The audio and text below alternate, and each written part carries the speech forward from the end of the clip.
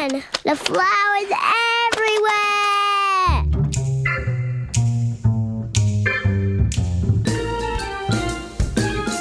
Good day, it's me, Ruby. Welcome back to Hat Business.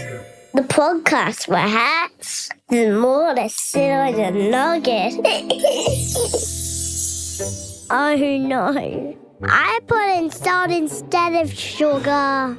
It's a salty situation. I want to surprise my mom with the perfect birthday cake. Ruby, that's not a cake.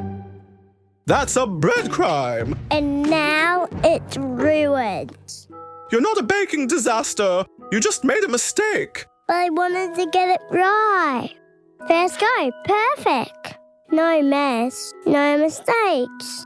Like how you do things, Hat. Me? Perfect. Ruby, please. I once tried to toast a sandwich in a hat.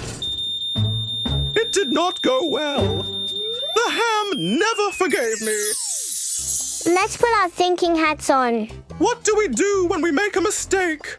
A. Pretend it didn't happen and run away on a llama. B. Scream into a cushion and never try again. C. Blame your imaginary friend called Belinda.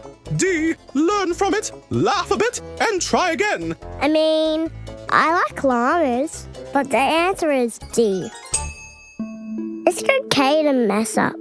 That's how we get better. Mistakes aren't stop signs. They're just wobbly speed bumps. Let's give it another go. Okay, no salt this time. And I'm double checking everything. Also, add sprinkles. They cover everything. Like glitter for my baking confidence.